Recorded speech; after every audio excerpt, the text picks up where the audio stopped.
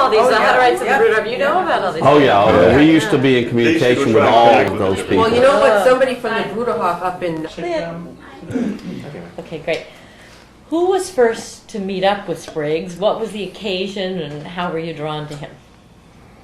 Well, I was the first one to meet Gene Spriggs, and I did that by way of their restaurant that they opened in Chattanooga, Tennessee, and it was called the Yellow Deli, a name that was lifted from a restaurant, I believe in Jackson Hole, Wyoming.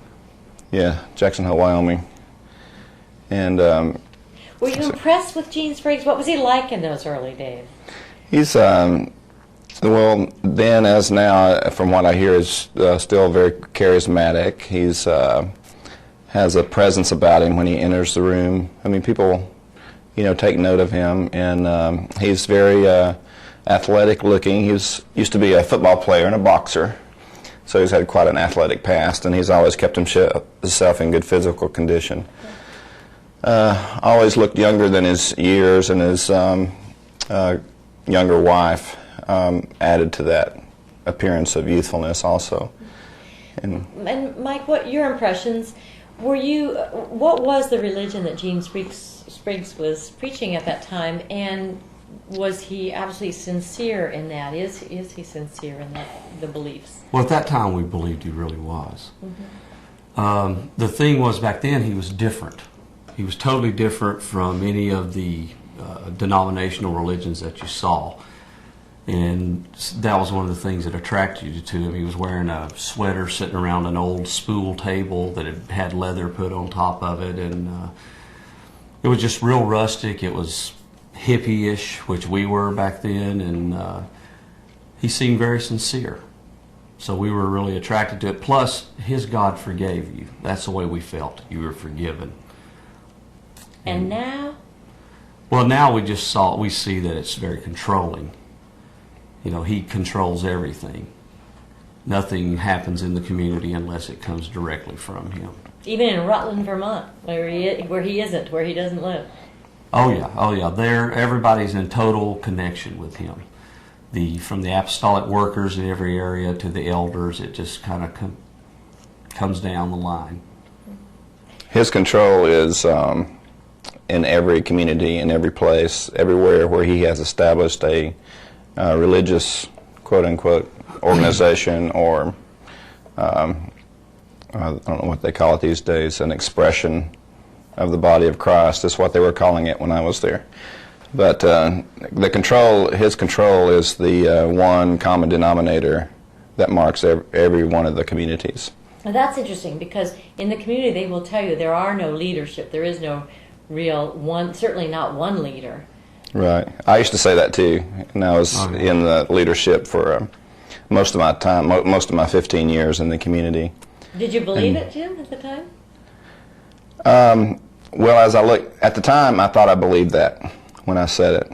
I wasn't purposefully just making up something that sounded good, but I was very good at tailoring what I said to whoever was listening. Like if you, for instance, were a charismatic preacher, then my doctrinal statement to you would emphasize all those points that I thought we would have in common, so I can make you smile. And but if I was talking to a Baptist preacher, I would tailor it to him, or an unbeliever, I would tailor it to him. But as I look back, I can see that people who live in that community don't really know what they believe. For instance, one of the things that was very prevalent and very people were making a very pointed effort to communicate to everyone in the Spriggs groups was that no one on the earth had a valid viewpoint on any subject except members of Spriggs' communities. And if I were to tell you that, hey Mary, what do you think? I think that I'm the only one in the world that has a valid viewpoint on any subject in the world. And you'd say, you're crazy. And but they believe that. They believe that. And I believe that. I mean, I wasn't really aware of what I believed at the time. That's why I say that. you could say things and think you believe them, but you didn't really believe it at the time. In a way, the belief system would be something like an old, maybe a Calvinist or someone who would believe that they were the divinely ordained group. Is that way it comes right from God? The message has come to this group and nobody else has gotten the message. Yeah, one of the last things that really got me before I left the first time, I left for a little while to go away and think, was I asked one of the leaders, who I was also a leader at that time too, a guy named Tim, and I was questioning, I said, who is the community? Gene was talking about the, what was that? Elijah. The Elijah. The Elijah who came, there was Elijah the prophet who came, who Jesus said John the Baptist was the Elijah. It was talked about that there was another Elijah that would come before the next coming of the Messiah. And so I was questioning, who is this Elijah? The children, us, what is this thing? And he gave me a teaching. I read the teaching, stayed up almost all night because it just got me. And the next day I said, this sounds like it's Gene's the Elijah. And he says, you finally see. And I was questioning him. I wasn't saying I see that. He said, you finally see. And the thing is, Gene Spriggs wrote this teaching. Mm-hmm. He was proclaiming himself the Elijah to come in the last times. And that was like one of the last straws for me, except the very last straws when they told me I shouldn't have buried my father when he died. They don't go to funerals. Is like in the beginning, the control and the inclusion of other groups was very broad, and the control was minimal. The inclusion of other groups was broad. And as time went on, it narrowed and narrowed and narrowed, and to the point where, it was told to you how much toilet paper you could use, per visit. And every aspect of your life. Right. Oh, yeah. Teeth, hair, and eyeballs. If God doesn't control your teeth, hair, and eyeballs, He doesn't have you. Right. How long to cut your hair, when and how often to brush and floss your teeth. And if you should wear sunglasses or not on your eyeballs, or have glasses or whatever. So you would wait for these teachings to come down, or you would be told? Oh, yeah. It's called the newest word, the latest word. On the surface, and we went up and just spent a few hours with the community in Rutland, Vermont, an extraordinarily attractive lifestyle. Children who behave, people who get along, who sit around and listen to music, who dine together at night, who aren't commercial and consumer-oriented, who seem very to be on the right track. Do you believe that this other side, this darker side, is still there, or has the community changed? Oh, it's still there. Still there. No doubt about it. I just spoke with my daughter not before last, and it's obviously still there. Why do you say that? Because the people there live under fear. That's what holds them there. Mm-hmm. They're scared to death. My 11-year-old son, I went up and stole my 11-year-old son away 2 years ago, and because he wanted to come live with me. He came out with a backpack ready to go. And on down the road, as we were driving from Boston back down to Tennessee, he said, I'm not going to become a homosexual, am I? And I said, no. I said, why? He said, well, that's what I've been told. If I left, you can become homosexuals if you leave. And it's a fear. And older members, we're in contact with hundreds of ex-members. Or lightning will strike you. We've heard that 1,000 times. If you leave the community, lightning will strike you. God will strike you dead. Well, like Eddie Wiseman's wife. His wife, it was said after she died that she died because she spoke out against the anointed one, who is Gene Spriggs. She spoke out against him. She died of cancer. So it's a punishing God. It's not the forgiving God you thought. They live under fear. We get to some of Clint's talking points too. You're both doing really well. When you were young, the two of you, not that you're that old now, but when you were younger, what was it that attracted you to the group and to Gene Spriggs? Do you remember? Can you put yourself back in, how old were you? What were you doing at the time? What was the attraction? At the time, he was, I was 23 at the time. I went into the community. And one of the main attractions for me was that he had such insight considered it to me, even though I had the same insight since I was 14 years old about the condition of organized religion, denominational religion. And he became a master at criticizing the faults and the weak points and the lacks, and they should do this and they shouldn't do that, and the elders smoke outside before they go in. Well, you can tell who's a deacon at that church because you can see them smoking outside before they go inside, and constantly berating every other Christian, even though a lot of these same Christians had helped Gene Spriggs get started in his work there in Chattanooga.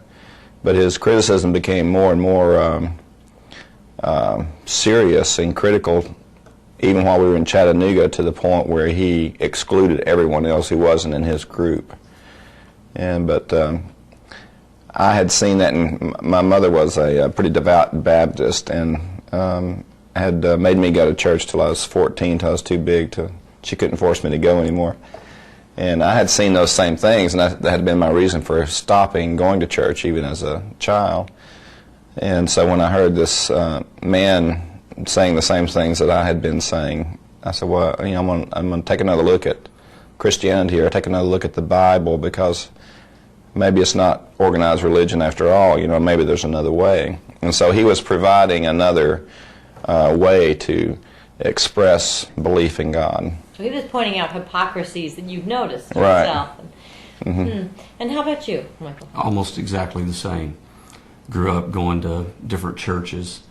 Got baptized in 3 times, the same church, Highland Park Baptist Church in Chattanooga, Tennessee. Saw the same type of hypocrisies. And he had a way of pointing that out without seeming like he was getting down on them. And it made you attractive. It seemed like he was loving you, but identifying with what you saw, their inadequacies. And he put words to what you felt. Because I couldn't, at 21, that's how I just turned 21 when I moved in. And so it made you feel that the God that he knew was a loving God. And it wasn't the old religion of your parents. There was still that 60s and early 70s rebellion in us, and that we didn't want anything to do with the establishment, didn't want to work at the same place till we were 65, get a gold watch, and die a year later. We wanted to do something with our lives. I wanted a different way, a different life. Yeah, a different way, a different life. And it was very attractive. Communal living was springing up all over the country. There were hundreds and hundreds of communities all over the country. And it was just very attractive. The camaraderie that we had was fabulous. Ultimately, how high did you go in the organization, and what were your responsibilities? What were your duties? My particular ones, I basically started businesses. From the beginning, when I first went there, I started working about 2 weeks after I was there in our only restaurant, which James was managing. And I became the 3rd shift manager, and it was a real honor to work in the restaurant back in those days. And we went on to start 6 other restaurants in the area. And you showed a knack for business, did you? I guess I did. I didn't know, but that was one of the things that kept us going. Is you got a position in the community, and you didn't want to lose your position, because there was discipline that could come if you got out of line. You could lose your place of authority, and you didn't want to lose that. Ultimately, were you pretty high up on the tree, whatever? At different times, they tried to force me into a lot of different positions, but I was somewhat rebellious.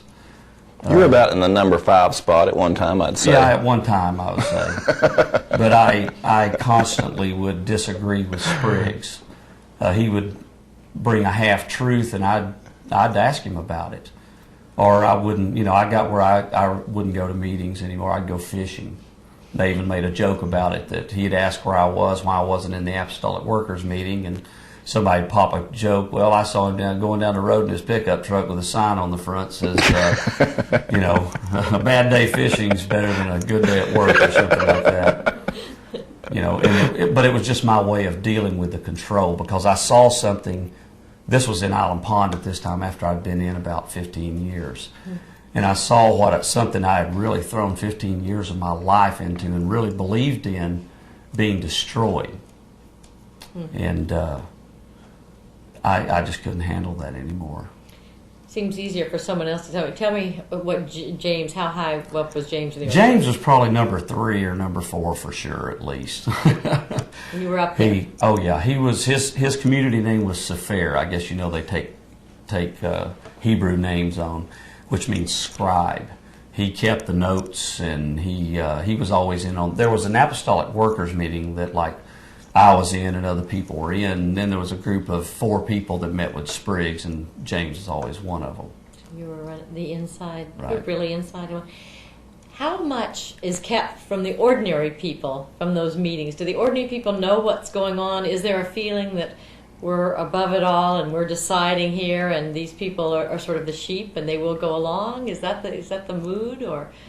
Well, it's not like you're keeping anything from people. You think that while you're sitting in there that you are doing the best for them.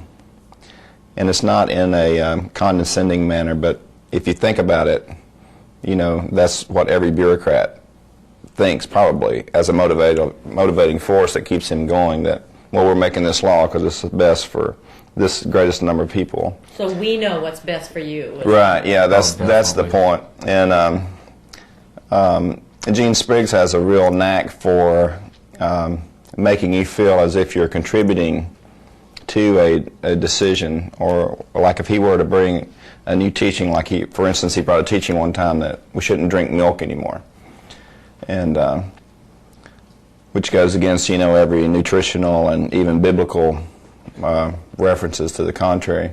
But he, as he always did, justified his teachings based on some sort of scripture here or there, or a historical reference, or a certain interpretation of a scripture that was this and that and the other.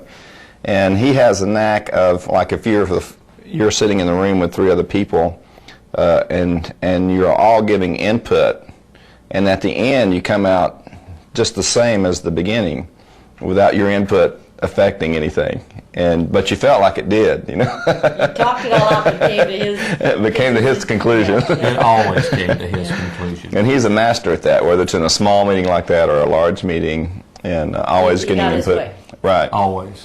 And that's his motivating force.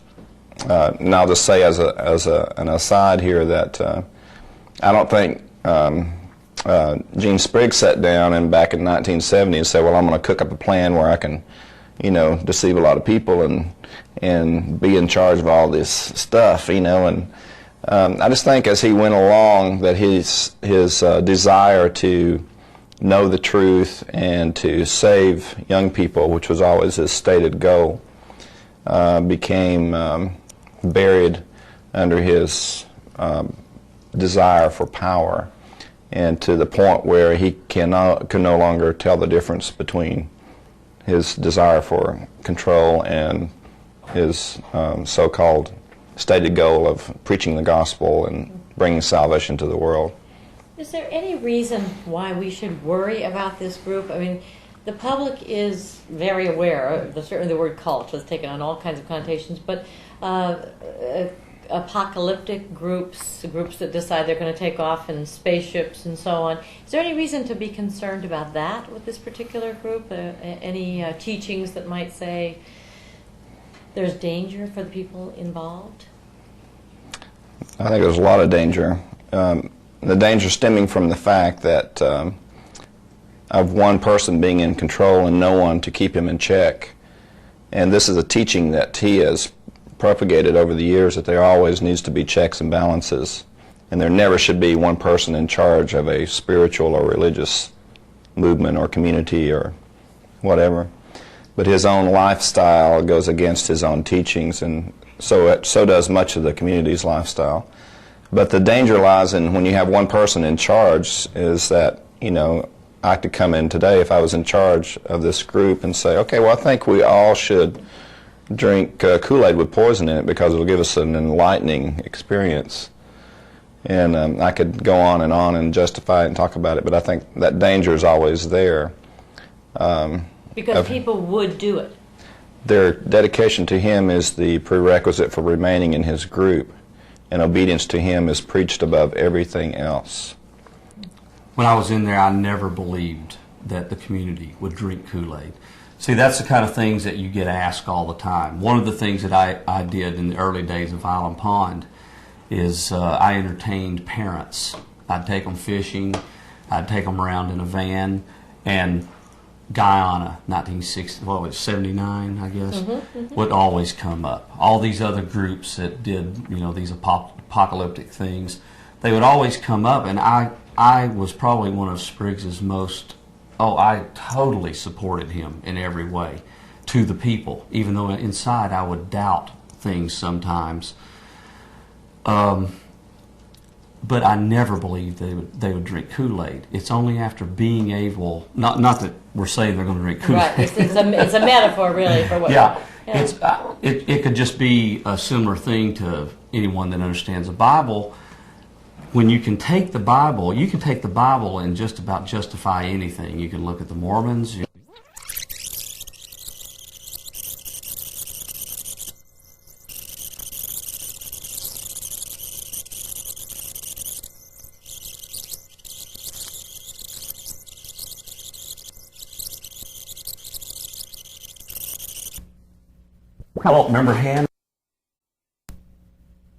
Remember Hannah's reaction? Oh, yeah. Of course, calling it a cult. Now, cult is a different word. It's a loaded word. Yes, I is, hate yeah. even using that word because it's become, the real damages that I see, whether they come to kill themselves, ever were to do something like that. Hold on. All right, then. What do you see as the real danger, Michael? Well, I'll just tell you about my own life and hundreds of other ex-members that I know of.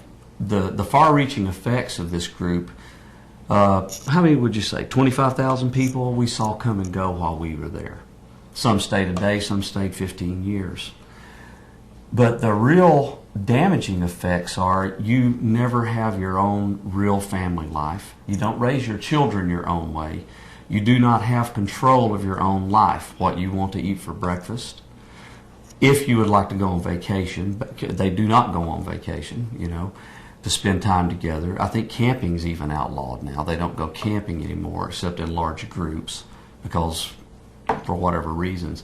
But the real damaging effects are I was in for 18 and a half years, and that was 18 and a half years that I didn't really have a relationship with my grandmother, my mother, my father, my sisters, my brother, my cousins, all my family members. And I grew up in a very tight-knit family reunions, and I anguish over that now, that I didn't have that. I'm finally having a relationship now with my daughter Rachel, who's almost 21, and my son, who is going to be 12 in April, because now we can sit down and have pizza tonight if we want to, and we can have a bottle of wine with our spaghetti meal, and we live our own life. We can live our own life, which that's what they preach against.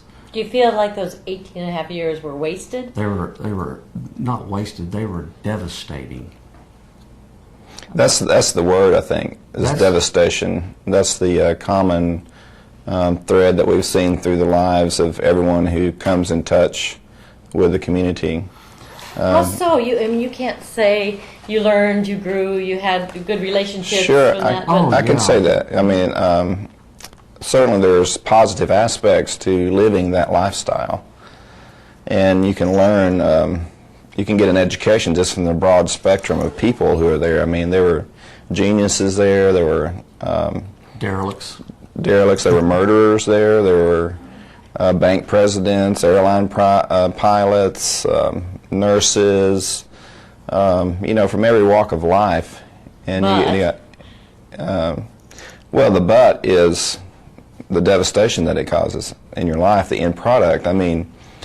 How much you want to pay for that education? How much is that education worth? Is it worth destroying your personal relationships? Is it worth destroying your marriage, for instance, or your relationships with your children?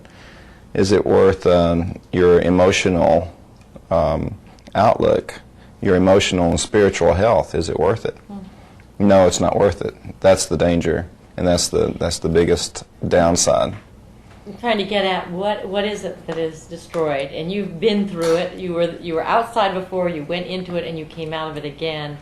What was lost through that? It was a long time. Well, just imagine not having a regular communication with your mother and father, your siblings, to get together for Christmas, Thanksgiving, any kind of holidays, birthdays. All of those things are discouraged. I mean, they do not celebrate Christmas. They get together and have a big turkey dinner for Thanksgiving because it's something they can use religiously as we're giving thanks.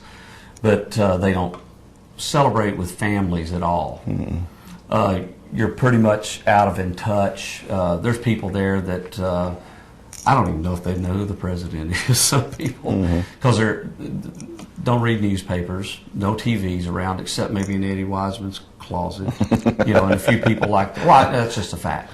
My son used to get into Gene Spriggs' closet and watch TV. Him and a bunch of other kids did. Which would have been a sin, I would assume. Oh, big time. Big time, but Gene Spriggs had a TV. Mm-hmm. I didn't. But it's the devastation is that you've lost all that. How can I get back 18 and a half years that I lost with the relationship with my father? My sisters, after I left and came back down, I celebrated my first Christmas with them. My sisters and mother both told me how my dad would sit and cry on Christmas, just saying the only thing that could fix this is if, make this a more perfect Christmas is if Mickey walked in the door, And my children never celebrated Christmas with their grandparents. Mother would send up dolls and write notes. Please, I know you're not going to give these dolls to the children, but at least let them see them. And, just even the gifts that they sent. They had only certain things that they could play with, Legos and certain toys like that. How did your family react when you did finally come out? Well, my mother was ecstatic. So was but I think my sisters were apprehensive. So was my brother. I'd been around 18 years. You didn't know them. You were. I didn't know them anymore. They Same didn't with know me. They remembered me from years ago. And you too, Jim. Right. Yeah. And you missed, the times when your dad was in the hospital or your mom got dog bit and had to be laid up for 28 stitches in her leg, and you weren't there for them, and they know that, and there's no way to fix that. Doesn't matter what you do now. I'll tell you the real devastation. The effect is, and cause, is that I didn't have the right to choose. You talk about mind control. I don't know if you've spoken with a man named Steve Hassan. He's written a fabulous book on the subject. But I was definitely under mind control because I'm not a person who easily gives up my will. But I thought that I was doing God's will. But it was slowly, it's like a ship here in the ocean, and it's just floating, and if you don't tie it down or anchor it, it's just going to drift.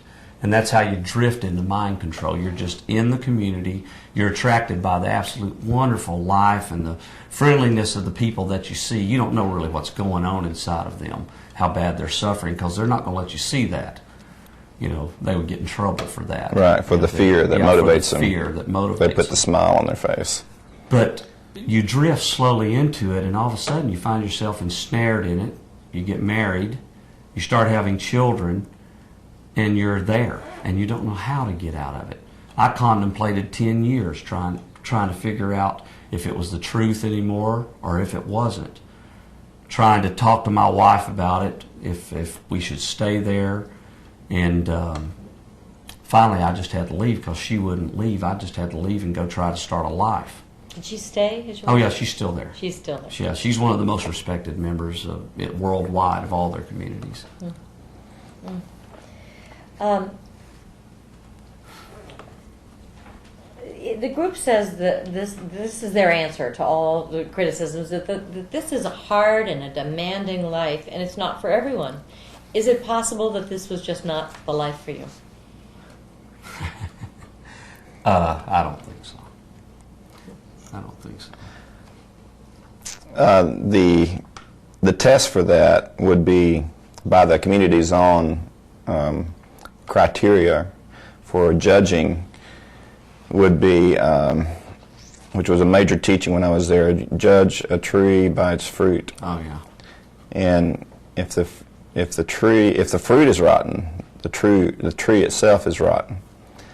And so in answer to that question, is it just not for everyone? They proclaim that it's for everyone on the earth. Oh yeah. And that if it's you're not there, then you are, going to be destroyed spiritually and physically both.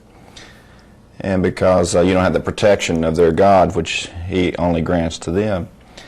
And the fruit of that has been people have committed suicide after having contact with the community, and they felt so bad that they couldn't measure up to the obedience to Gene Spriggs that was demanded, that they killed themselves. Children have left their parents. Families, the basic unit of relationships, man and his wife, has totally been destroyed over and over again. And the very things that the community promotes as the greatest good, which is personal relationships, is not allowed to develop or flower, even between a married couple. And so how much destruction does it, for the person, let's say the community is not meant for the couple who sells their home, moves in, stays 5 or 10 years, and then they're kicked out or they decide to leave. They're reduced to zero. Financially, emotionally, it was their last spiritual straw. And so what kind of shape are they left in after contact with that group? That's the fruit that you see. So you're saying judge this tree by the fruit that it's producing? I'm saying they should use their own criteria to judge themselves. If they did, they would disband and everyone would leave today. Tell me about the whole Island Pond event. Did you know it was coming, this raid by police and so on? You must have an entirely different perspective at the time. Tell me what you were thinking at the time when that first came down. And the children were taken away. And I was sent out of town because the a guy named Arthur Freitag had given the names of the leaders of the community. I was a household head at that particular time, and I was about to go to school out in Utah to learn to make cowboy boots and hiking boots. I had a shoe repair shop at that time. And they got me out of town quick because they had captured 6 or 7 of them, and they were looking for me, but everybody thought my name was Simon Tanner because that was the name of my business. There's a name taken from the Bible. Yeah, it was a name, Simon Tanner. yeah, that was in the book of Acts, and everybody thought that was my name in the town because I fixed everybody's shoes. And no one. Where's old Simon at? Yeah, Simon. And I'd been sent out of town to keep from getting arrested also. And then they did arrest him the week I left. Then the week I got back from this seminar, about a month-long seminar, the raid happened, and they were still looking for me. And I was sent out of town on a vacation with my wife and children. And the raid happened the day we left, or the next day. And we had to go. We were told to go hide in Maine, so we took off to Maine and hid up in Maine for a few days. and then came back. Yeah, then came back. And Jim, were you there? Yeah, I was there. And Okay, tell me what happened. we were had kind of been expecting something along those lines. Why? Where was it coming from? From the children? Right. There had been many accusations of child abuse, and by former members also, which lent more strength to the allegations. And I'll state unequivocally there was child abuse in the community, and I don't. Physical child abuse. Physical, yeah, definitely mental and emotional, but physical child abuse too. And a lot of that was from ignorance, out of people wanting to obey. Gene Spriggs, who had no children in the community. He did have a child by a former marriage, but he had no children in the community. And what did he teach about discipline that turned into abuse? The basic biblical verses he used was, if a child sins, you shall, something along the order of, you shall beat him. Though you beat him, he shall not die. Yeah, though you beat him, he shall not spare die. the rod, spoil the child, in the Proverbs.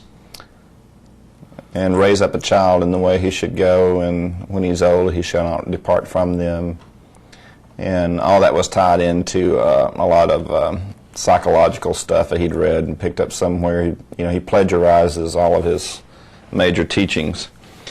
And So people were physically beating their children Oh, yeah. in response to Spriggs' teaching. Yeah, it was like the stuff you read in the paper. I mean, the papers kind of sensationalized things, but it was actually maybe 10 times worse than what the papers had any idea about. we've both seen children beat to almost the point of death. My daughter, You know. for one, Rachel. My daughter for another. Yeah. And And who would do the beating? My wife did it this time. And- I was running the bakery. This is 1978, I guess, and we just started. Gene's teachings about child training had just started coming down from Vermont. He had moved to Vermont, and Eddie Wiseman was about to move to Vermont, and he held a teaching in Chattanooga, and he had a dowel. It wasn't what we actually used on the children, but I don't know why he had the dowel up there, and he was giving a teaching 3 foot long. And he said, though you beat him with a rod, he shall not die. And he said, what did that say? Beat! It says beat, beat, beat, and over and over again. And he slapped the table. And so everybody wanting to just blindly obey the anointing's teachings went home and just beat the tar out of their kids for the next few days. And the very next day, because the children had to break, part of Gene Spriggs' teaching that he probably plagiarized from somebody else, I'm sure, talked about children, they had to break. Their will had to break by the time they were 5 years old. Or 4 years old, or you lost them. because their basic character was formed by the time they were 4 years old, so you had to have everything. You had to have the concept in them to obey you by their 4th birthday. So let me get this straight. They weren't beaten because they did something wrong, because they took something or... Oh, yeah. spit Oh, on yeah. them. They Oh, were- yeah. But they were also beaten just to be beaten. No. No. All right. It For was disobedience. All right. an attitude. You finish your cracked wheat, a common breakfast food with the community, or millet, and the child doesn't want it, or something, Or they're full. or they're full, or whatever.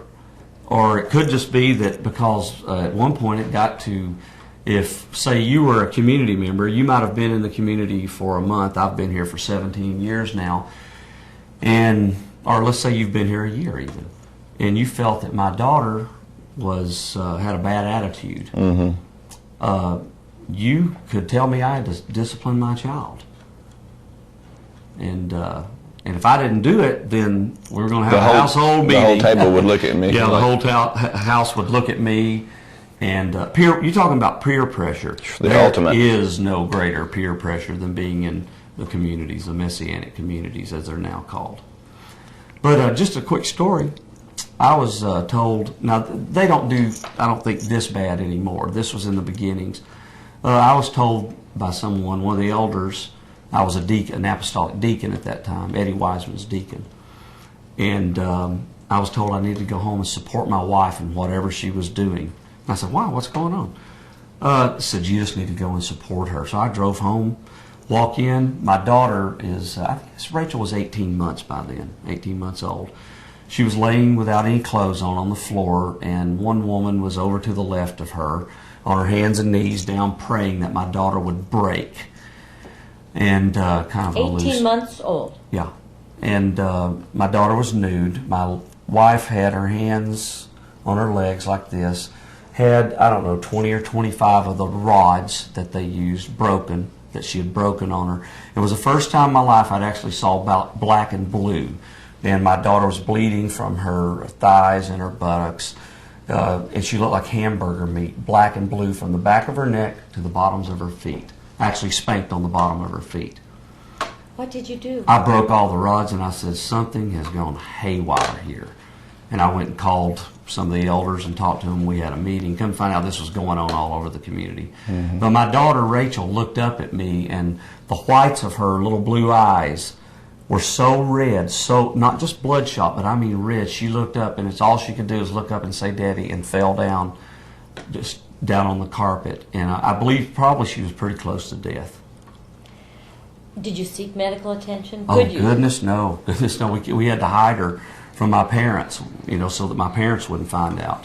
Back then, we had to keep them away from anybody. Treated it with comfrey poultices or something. And why would your wife have done this? Why did she do it? Because my wife is one of these people that she has to be told what to do. She can't really think for herself. She doesn't,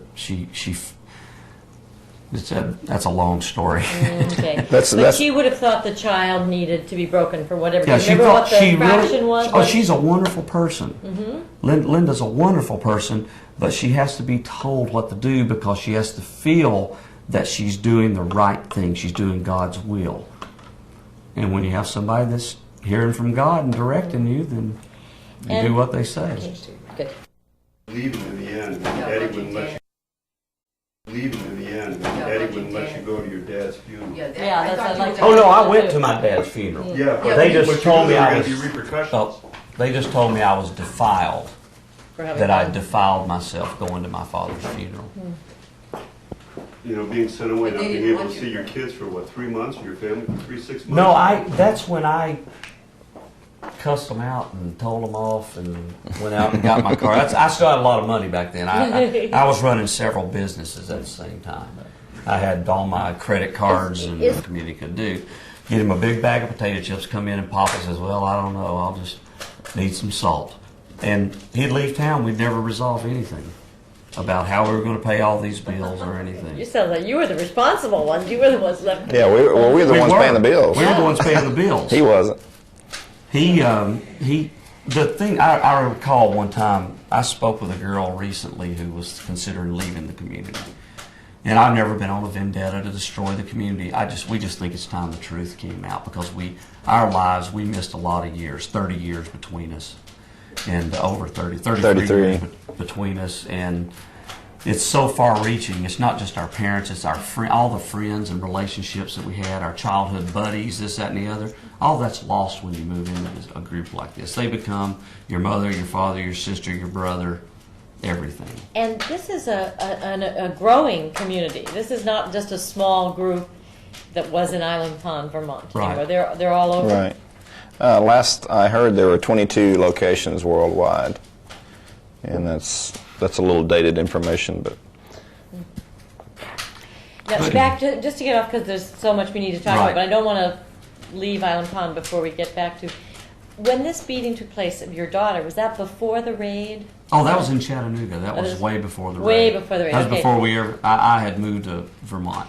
But you didn't resolve it. The beatings went on, or less so, or A what? little less so. Somebody would get severe every now and then, or if every now and then there was one child that had to be scourged. It was called. Well, Eddie Wiseman. I think that was all in the papers. That was a child. She had to be scourged, but there were other children from time to time who had to be scourged. And what does scourge mean? It's more than they switched and started spanking with the balloon sticks on the hand so that there wouldn't be marks all over their buttocks because the children were really the allegations were increasing about Oh, yeah. child abuse, Oh, and if a child were to get sick or require medical attention, or as they sometimes did, and we tried to treat most medical things in the community itself. We had our own paramedics and EMTs and nurses there, and a doctor or two along the way that would offer their services. But because of those allegations, it helped stimulate Gene Spriggs to modify his teaching somewhat and on child training. And like I say, a lot of the physical abuse went on out of ignorance, out of trying to meet what he put forth as the biblical standard. Because you thought you were making your child a better child. Right. By doing this. When the raid finally came, how was that seen? That these people would not understand our message from God, that we have this dictum that we're supposed to do this, but we can't ever explain it to them. These are outsiders who would not. I mean, how were the police seen? How was the media seen? The world attention? Just the enemy? Basically, yeah, as Satan trying to dissuade us from our true path. The raid itself, on legal terms, was a fiasco. I mean, it was totally unjustified in legal terms and not supported well and not executed well, just from a technical standpoint. So I'm saying this. Not that there wasn't child abuse, there certainly was, as we've spoken about, but the raid itself, we saw it even then for what it was, and the judge also bore out our own appraisal of the situation, and throwing everything out of court basically. But one point that Michael brought up about going back to the question about fruit, and this is a major point in the community and the lifestyle that you spoke of highly when you see them, is that they proclaim that they have the truth, and their truth is demonstrated by their love. And they speak a lot about being in the light, living in the light, having no darkness. If someone's in the light, one Bible verse goes, then darkness has no part in him. And if that were true, then would you want to hide something? If that were true, would you want to make something seem different than what it is? Would you want to, if you were following the God in heaven and He told you to discipline children, would you want to hide that fact? So they knew, in some part of them, they knew that it was wrong. Right. And that goes on a personal level. And I would say almost 100%, 99.9% anyway. Still. On a daily basis, that inner conflict. And it's the way it's kept in check is by the fear that's generated by losing your position, because in the community your position is equated directly to your spiritual maturity. And so if you have no position, no title, you have no real spirituality. Did anything good come out? Yep. Did you participate yourself in this, Jim, and how do you feel about that now? Certainly. I participated in several severe and many not so severe disciplinary sessions with children of my own child and with other people's children also. And from varying ages, from very young, we began teaching children when they were 6 months old what no meant. And the discipline generally wasn't very severe for a 6-month-old, although some of the younger members would sometimes could not be trusted in that matter. And I feel bad. What would you do, for example, to a 6-month-old who reached for candy, or well, you probably didn't have candy around, but reached for whatever, something? Normally, you would just a smack on the hand, or or a little, just something to balloon get stick, something to get their attention. Yeah, something to get their attention. And the general consensus was something not very severe at all, but just something to, when you said no, that they would know when they were disobeying you. That was what was always taught. The disobedience was the offense, not the offense itself. The degree of the disobedience wasn't that important. It was just the disobedience. When you look back now, are you haunted by any of that? Does any of it, or are you able to say to yourself, I was under the control of someone who was not right? Well, I take responsibility for myself being there, because I made the decision to stay there as long as I did, and I'm really glad I left when I did. It would have been better probably to leave earlier, but up to the day I left, I would have defended Gene Spriggs and a lot of the things that he stands for and he preaches. And I certainly feel sorry now for the things that I did that are clear to me now that were solely because I wanted to do what he said. It wasn't coming from any conviction within my own heart that it was right. And so I was just doing what most people there do, or everyone there, in trying to please others by my actions. To please him. That was the most important thing. That was the most important thing. And you too, did you participate in it, Mike, at some? I did, and you feel really bad about it. But that was the biggest sticking point for my wife and I, is I disagreed with Gene Spriggs' teachings. And I talked about it openly, and we talked about the position thing. That's why I didn't go up in position and kept going down. except that I made a lot of money for them, and that's the only way I could kind of keep my position, I guess. You never get over those things. You know, I remember certain things that I did, like at one time I used to discipline a lot of other people's children. It was just kind of open season. Open season on any kid that was bad. And the problem was there were newer members who didn't have much authority or position or anything, so they Or just insight. and they just beat the tar out of the kids. And I mean, you'd have to correct them, and we'd talk about this, and Gene would talk about the pendulum swinging, you know, and when teaching about child training would come, the pendulum would swing way up here, and then we'd get lenient, then we'd go way to the right, and eventually we'd get right in here where we were just right, swinging from 3 to 3. And that was the way he explained it away, but it really didn't help all the damages. You ought to hear my kids talk about, Rachel and Kayam talk about the damages that went into them from the way people treated them who had no idea how to raise a child whatsoever. So these would be very young adults sometimes who could ask you to discipline your child. How young? Right. For example, like a 20-year-old could ask you? Youngest, yeah. 16-year-old. 16-year-old. Could say to you, you're not raising your child right. Yeah, I really feel, see, the power at the tables.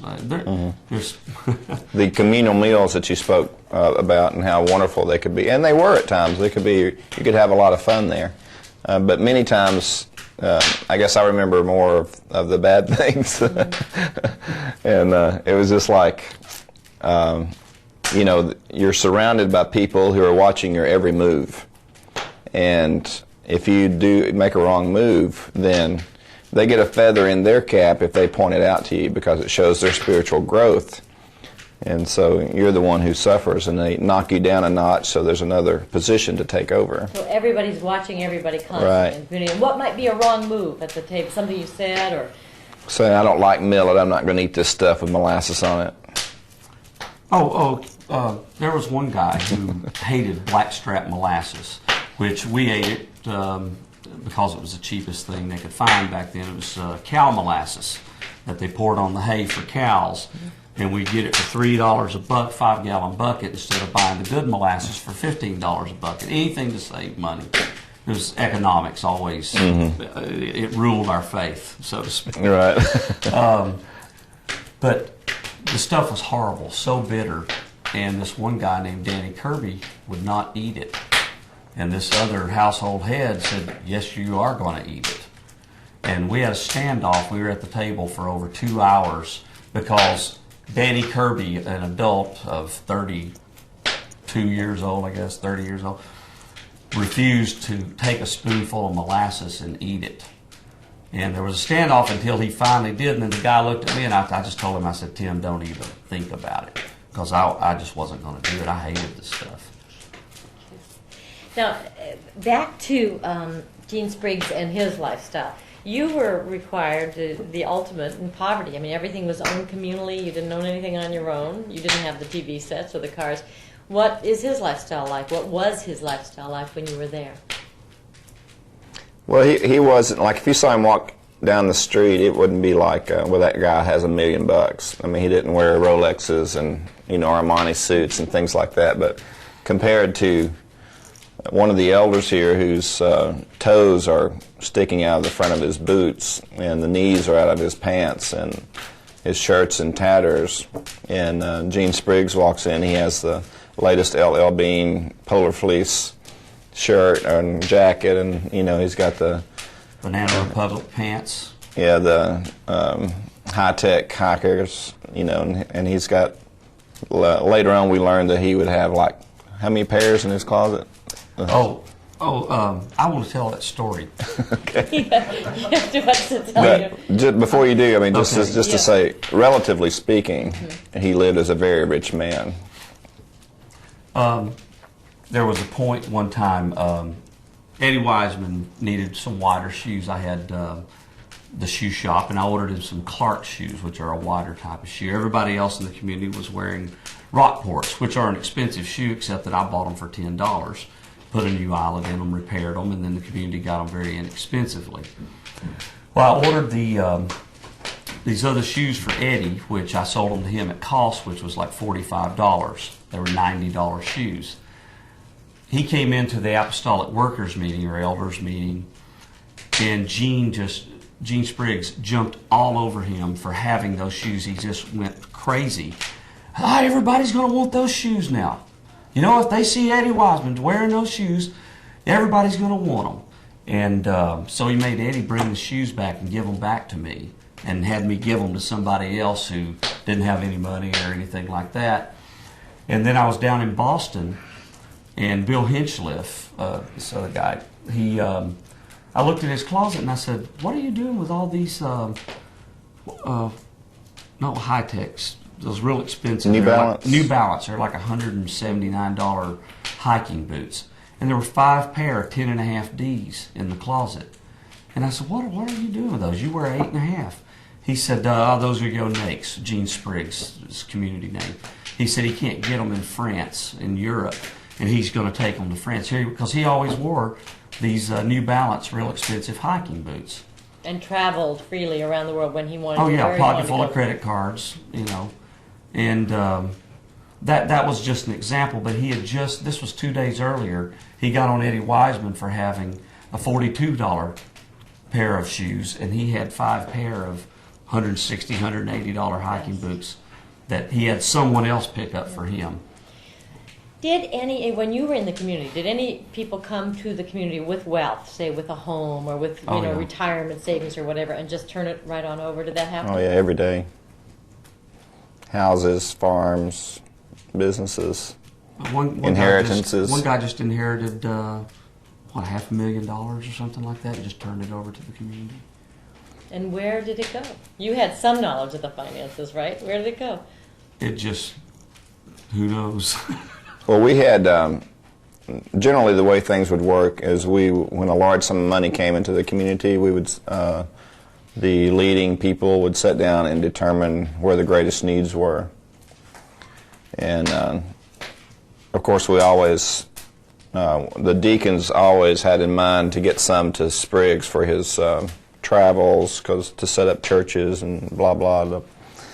But like we might have, mortgage payments or this and that and the other, and it would be allotted, or for different projects, like someone wants to buy a sawmill or this and that, depending on how much money was coming in.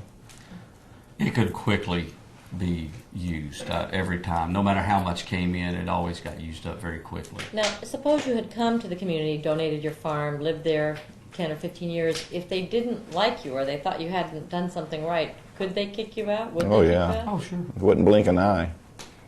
Well, there's a lot of people that have left. I mean, I walked away and pretty much left 2 houses with them. A big 3-story house in New Hampshire, which I had to sign over to them. Loyalty means nothing to the community. Nothing whatsoever. Even though it's one of the greatest tenets that are praised by everyone, loyalty.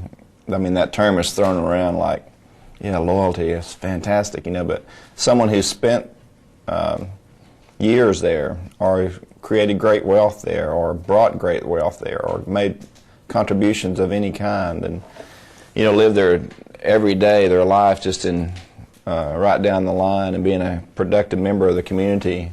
They can do something tomorrow, and you're out of here, Jack. They wouldn't say that, but the actions would speak that. Because they have done that. Right. What kinds of things were people, kicked out of the community for? What kinds of offenses, or would it be people who what if someone gets old and sick?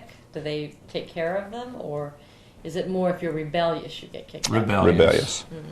Once you begin to question. Mm-hmm. Yeah, you never question it's their definition of rebellion is if you ask a question. I mean, as Gene Spriggs has told Michael and myself both, we asked too many questions. We always thought the questions only help bring things to light. And he's made the statement, never take my teachings to their logical conclusion. Just receive what I have to say. You go, oh yeah, I don't want to use my brain here, I got this thing sitting on my neck. I don't want to use that. Just believe you. Okay. How hard was it?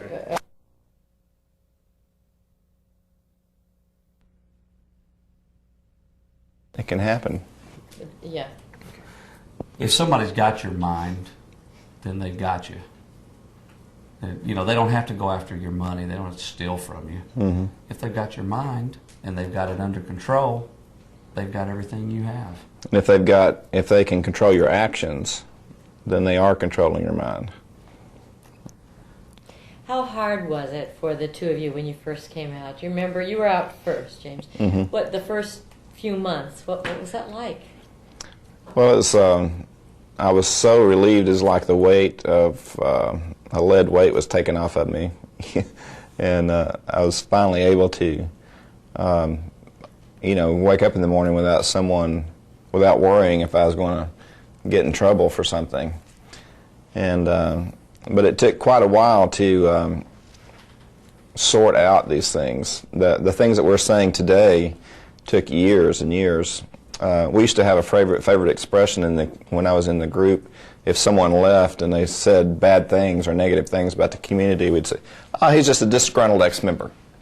There goes another disgruntled ex-member. There's a disgruntled ex-member over there. Any negative thing, that's a disgruntled ex-member." Yeah. But the things we're saying, I mean, they may say that we're disgruntled ex-members, but these things that we're saying are from talking with other past members, speaking with religious leaders, scholars, studying. It was a very deliberate action of analyzing what we'd went through in our actions, and this has gone on for almost 10 years. And so our statements today are not spurious. I mean, these are really things we've thought about and bounced off of each other and other people who know about the community and religious movements and things like this. When you left, when you came out, did you come out alone, or did your... I came out alone. And you still have family members in the community? Or? No, my wife had left before me, and also taken our daughter, so I was alone there in the community. Did you reunite with your wife when you came out, or no? No. You were on your own? Yeah. What was it that finally, you said you believed it right up until the day you left. What was it that finally made you make that leap? Well, we had another favorite expression as a community was wherever God is, there is peace. And I just knew I didn't have peace. And I didn't have any theological answers or sociological or any kind of answers, really. All I knew was I didn't have peace, and I couldn't live in a place anymore where I didn't have peace. And so that's why I left. So the torment of it really just kept gnawing at you Mm-hmm. all those years? That was it, yeah. When you were in the community, could you read about these matters? Could you talk to other theologians? Could you read religious books, etc.? As like I said, I was one of the higher leaders most of my time in there, so I had more freedom to do that type of thing. In fact, I would go with Gene Spriggs or Eddie Wiseman and David Jones and myself and Spriggs would go and visit these other groups and talk to them. And but as I also stated, we really didn't know what we believed, and so all that really registered was a gut type of feeling that this is not right, you know. I mean, when you meet another human being and the first thing you want to do is convert them to your way of thinking, your major goal is to find a way to convert them to your way of thinking. So it doesn't sound a lot like love to me, you know what I mean? And so you just have that kind of gut feeling about it, that something was wrong. So it took time. It wasn't just one thing. And for you too, Michael, what finally maybe was the breaking point for you when you said, I'm leaving, I'm getting out of here? The final breaking point was when I was going to a convention in Florida, Shoemakers Convention, and I was going to stop in to see my father. And on the way down, my father died that morning. The morning I left, my father died, and I didn't find out about it until that night. And I went over and I buried my father. And when I got back to the community, they told me, Eddie Wiseman told me that I had defiled myself by going to the funeral, going near a dead body. And I just said, that's idiotic, and a few other things to him. And I walked out and took off for 4.5 months and went away to think, kind of blessed in a way, and because they wanted me to come back. And then I came back, and things had really changed in the community in the 4 months that I had gone away to think. They had started their morning sacrifices and really drilling each other in the mornings, and they wouldn't allow me to see my children or my wife for, I think it was about 6 or 7 weeks. Because you had gone to your father's funeral. Right. I'd been defiled, and they were afraid that I was going to bring something back in. Some kind of defilement to defile my wife's thinking with or something. Do you see them? How do you see someone like Eddie Wiseman? Is it a form of, I don't know, mental illness? Is it some sort of defect? What is it that would? I mean, it sounds very odd to think that you would go to a funeral and you would be defiled. No, Eddie's a wonderful guy. Mm-hmm. I mean, we know Eddie very well. But Eddie is just saying the things that he's heard from Gene. That's all Eddie does, pretty much. Do you think they ever question Gene? Oh, yeah. Sure. Personally, you mean? Not usually, no. But quietly and inside you. Inside themselves, oh yes, definitely. Yeah, if you question him up like I did, you start losing your authority, and you start getting talked about in the meetings. And you wouldn't know if you tried to say, when you were in the community, if you two tried to have a conversation about, well, what do you think about this teaching of Gene's, one of you might turn on the other. Right, exactly. And report them. That's why we didn't, even though we were best friends, we would not cross that boundary. We might talk about a problem that we're seeing going on in the community that we think is a little haywire or something, but we wouldn't ever point it out that it was a direct result of Gene's teaching or anything like that. That's just one of the ways it kept us divided from truly and keeps friends. Everyone divided in there. One thing about Eddie is, I spent years in meetings with Eddie and traveled a lot of places with him and knew him fairly well. And I remember the first night he came into a meeting, and Gene Spriggs had him get up to that little leather-covered table we had in the middle, and we called it the hot seat. And he got up there and gave his testimony and how he became a Christian and stuff. And he had his stack shoes on and his polyester shirt, but his zeal was unmistakable.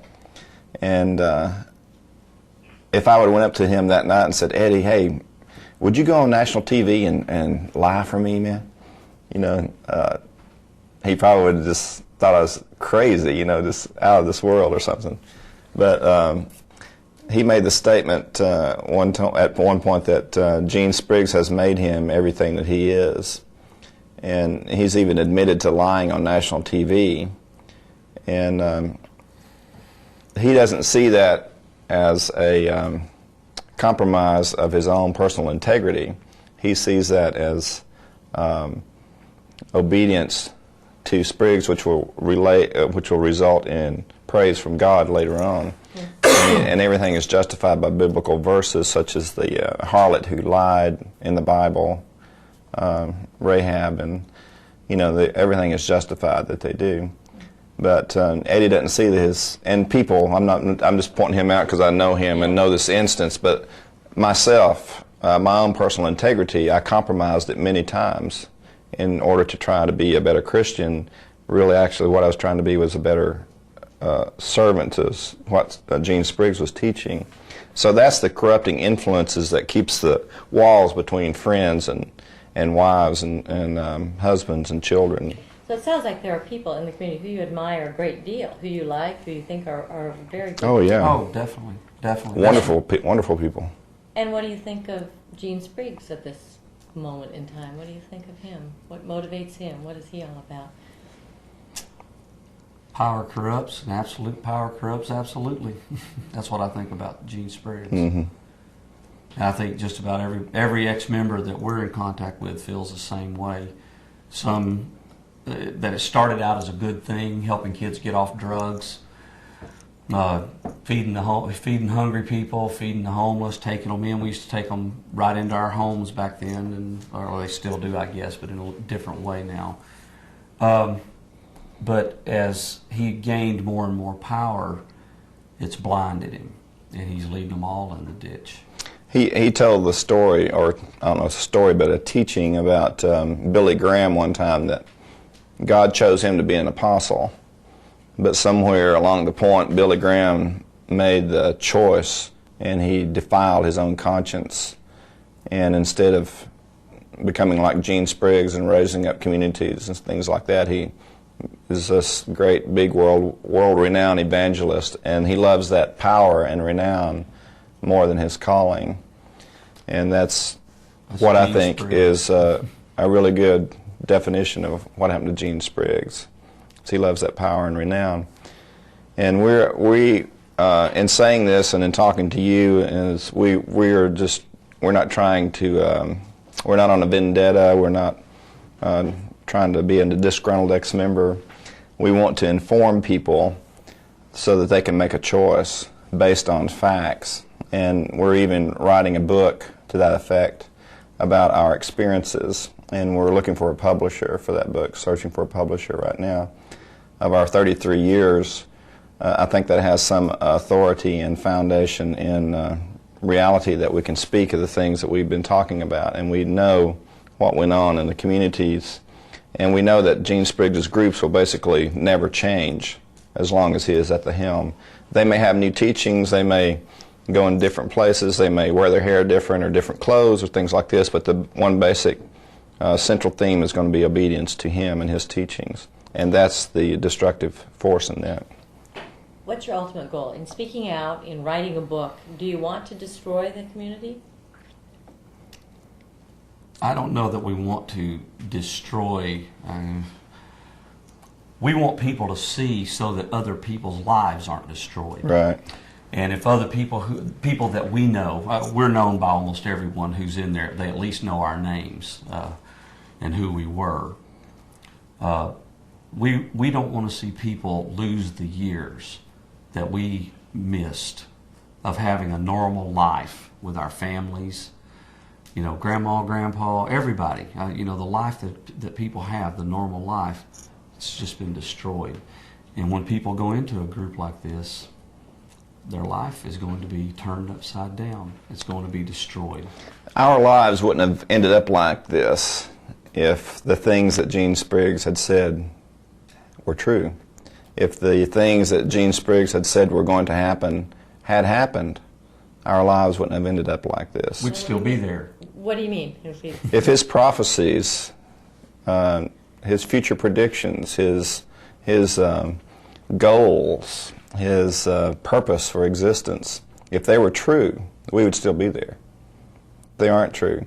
Well, for instance, the Bible says, I think it's in the Old Testament, if a prophet says something and it doesn't come true, you should stone him. I'm not recommending stoning anybody, but I'm just saying if a prophecy doesn't come true, then that proves he's not a prophet. That's cancels out that title, if you know what I mean. What's it done to your own spirituality? Are you a member of any faith? Do you have your own private faith? What has the experience of being with Gene Spriggs done to that? Well, personally, I mean, Michael can speak for himself, but I think I'm in a place finally where my spiritual growth is actually it's actually growing. It's maturing, it's flourishing, it's open to new ideas and possible expectations. So you didn't become anti-religious with this experience? Not in that context, no. I mean, organizationally, I've always thought, like I said, when I was 14, I saw a lot of things that they were lacking. But who isn't lacking? Show me one person that didn't. I think Christ is described in there as let the man who is without sin cast the first stone. And so I know that all humans are lacking in a lot of ways, and therefore all organizations will be lacking in certain ways. But personally, I just say my spiritual status is growing and changing and evolving. Do you feel that way, Michael, or do you feel like you were burned in some way by that experience? Oh, I was definitely burned, but the burn has caused me to watch out for the stove. You know, no man will ever lead me into a ditch again. I'm very cautious. So I'm growing spiritually, definitely, because I'm understanding things I've never understood before. But You're not looking for one person or one group. I'm not looking for a group or one person to lead me anywhere. Last thing I just meant to ask, what's the role of women in the group? How are women seen in the group? It's probably the worst place for women since, I don't know, ancient China. They're degraded to the point where what they say is unimportant, what they do is unimportant. Though they say that their women are the most liberated women on the face of the earth. Right. What they mean is their women are liberated to understand that they're subservient to men. Right. The same way with black people. They think that black people Martin Luther King should have been killed. Oh, that's one of their teachings. Gene Spriggs' teaching is that Martin Luther King, it was good that he died. Black people still should be mammies. No, what? And the whole group believes this. Oh yeah, it's his They have teaching. Because it's his They have teaching. to. It's his teaching. They believe that Why is it good that Martin Luther King because died? he set the black people free in the late 50s and early 60s, and the result is the slums and where you see the black people today, so called. I mean, it'd take a while to go into, but mainly they think that slavery. Gene Spriggs says that slavery was a good thing. And it should still be going on.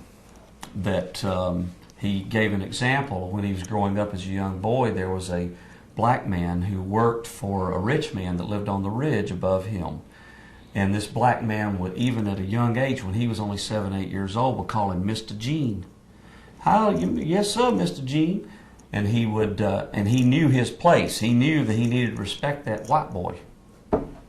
Basically. And that's what he teaches, basically. Oh yes, I've said it. I've said it. That teaching. He doesn't look at it as racist. He looks at it as the teaching of Ham. He calls it, which is there were the 3 sons of Noah. So I take it there are no blacks in this group. No, there's a few, very few. There's black elders in the community, but what's happened has happened. Slavery's over, but he's saying the condition of the black people today is caused by slavery being ended. And for women are basically to clean up and take care of the kids and cook. And have the kids. And That's it. How about your sexual life? Is that dictated too, when you can have a kid and when you can't? And well, no, just have them all the time. Ah. One after the other. Build up As many as you can. Many as you can, no matter how detrimental it is to your wife's health. I've seen women's health, beautiful young women go from being 20 years old to by the time they were 30 with 5 or 6 children. Look like they're 50. Look like they're 50. And that was actually a teaching. Be fruitful and multiply. He had a teaching. And even the times you have sexual relations between husband and wife is dictated. Or how you have. How you have it. Be certain ways. Certain ways. Would you be told this privately or in a public meeting? Well, first it was presented as a teaching to the group. And sometimes they'd have married people's meetings. I don't know if they still had those. Right, and then they would just have the men's meeting, and then the women would have a meeting. And Gene Spriggs even went to the women's meeting and told them how they should make love to their husbands. So every single aspect of your life, there's no area of your life that is not without control. And what about Nothing. then? Because we are in a mess. And so Eddie did come back to town, and so of course he and I took a big long walk around the lake and started talking.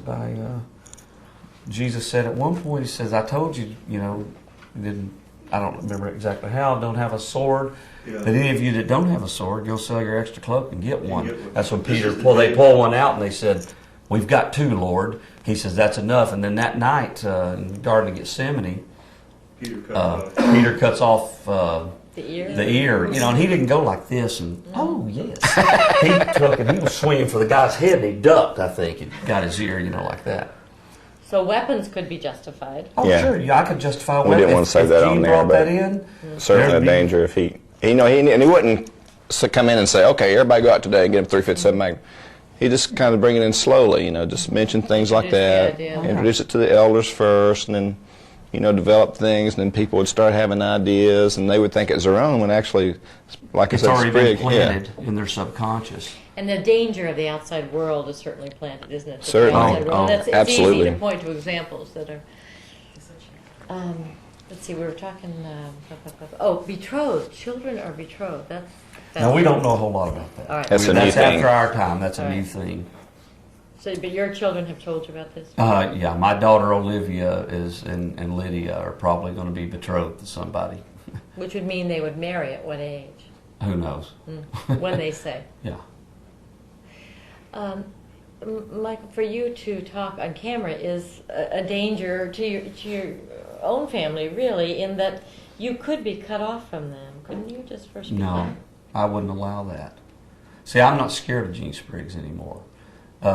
He's actually, I think, scared of me. I was going to kill him one time when I was in the community. I went kind of haywire in my mind, went and borrowed a gun from somebody because I saw the devastation that he had caused. This is like in 1988 or something, just before James left.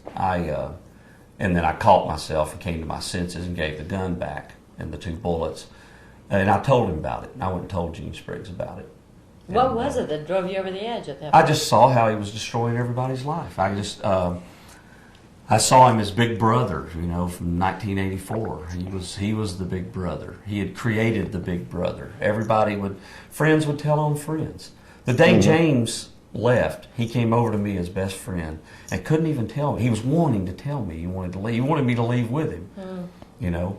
But he was scared, and plus I told him, I think I blurted out something like, oh man, if I were to leave, I'd probably become a homosexual. Yeah, it's one of Spriggs' teachings. Yeah, right there. that's one of Spriggs' teachings. And James goes, oh man, I better not tell him. So, you know, it's just, you flip-flop. One minute you're totally in the light with him and going with the teachings, and the next minute you see all the chaos. I mean, those people are suffering, unbelievably suffering. Even though they're shining on the outside, that's... And it looks like a very happy, contented place. Oh yeah, and at times it really is. Come Friday night, you have the celebrations and you can dance and all the problems are gone and you're getting ready to have a Sabbath, but it's a real, not just a real hard life, it's the most stressful life I think there is. Why? Why? Because you're in fear, you're living In fear all the time. Every emotion is, you know, is motivated by fear. Everything is checked by fear. Not out of love. In the beginnings, I believe it was love. I mean, in the beginnings, I had peace. I actually, for several years, literally, for the first time in my life, had no fear of death whatsoever. I don't know how exactly. Maybe I really had some kind of faith or something at that point. But I had no fear of death. I'm not really scared of death now. But all of a sudden, I did get fearful of death again when children started dying of whooping cough, and people started dying of things in the community. We hadn't had death in the community for a long time. And like the first time I ever doubted was, I think, like 1978. The first doubt ever came to my mind in 4 years. You know, just an incident that happened that caused me to question Gene's authority. You mentioned the deaths. Were there deaths, unnecessary deaths, because of lack of medical care? Oh, definitely. Eddie Wiseman's wife had uterine cancer, was very curable. She had a baby, and then could have gone and treated it, but they treated it with, not discounting natural means. I know people who have been cured that way. But the way that they chose, they starved her to death, basically. It ended up killing her. But the community, Gene used it as a fear tactic. In the house, in the big meeting that we had to explain her death, it was brought out with Gene Spriggs present that she spoke out against him years earlier to another member, and that's why he died. She died because she spoke out against him. And then there was a simple case of whooping cough. A child got it. Parents didn't know it was whooping cough because they don't get, they're not immunized. And they don't readily go to doctors unless someone cuts themselves or there's some kind of real medical emergency. And the child got a little bit better and then died that night. And the doctor had to come and diagnose it as whooping cough, and it went through the whole community. Isn't it a state regulation if you go to school that you're supposed to be immunized? Yeah, but they don't go to school. No, they teach their children at home. That's one of the control things. I wanted to ask you about Jean being so, Jeannie being such a force in the community now, and being a woman. Is that not somewhat hypocritical if women have a certain role, and yet here she is really almost in a leadership role because of her law degree? How do they justify that? Because it's just, go ahead, you tell this one. Well, the community regularly goes against its own teachings for the sake of convenience or the sake of making money, or when it's whatever can benefit them. It's very pragmatic that way. Right. It never works. They've broken their word so many times to people about money matters, about payments, about leases, services, over and over and over again, just with no remorse whatsoever. And they've alienated so many people, and just that way alone is enough to just, make you think, is this the right way? Those are some of the things that caused us to leave. We would see us breaking our word. We were both started businesses, restaurants, and all, bakeries, all that. And we would see, like they just recently did something with a man up in upper state New York where they didn't keep their word at all. And I think a lot of people left over that recently. I don't know all the particulars about it, but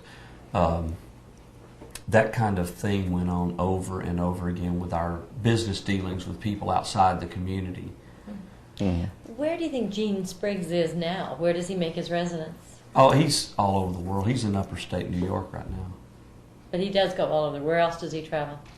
Anywhere he wants to. Does he have homes in different places or No, communities? he stays, I guess, in different households or in little cottages. Like in France, he has his own little cottage. Why should society as a whole care about this little group or this community? Could you make the argument that these people have chosen to live an extraordinarily difficult life, but they've chosen it, and they're in it, and why should society be concerned? Why should we care about these people?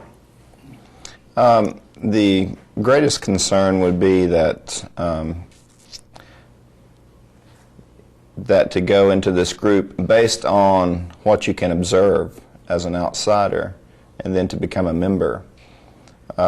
It's a totally different world that you enter into. What you think you see is not the reality of everyday life there. And in the process, your mind can come under control of another person who has no more idea of how to live life than you do. And maybe less of an idea, which is often the case in the community. And so in the process of having your mind and thoughts controlled and your actions regulated, you suffer the consequences that we've already discussed that can eventually lead to extreme heartache in your own personal life.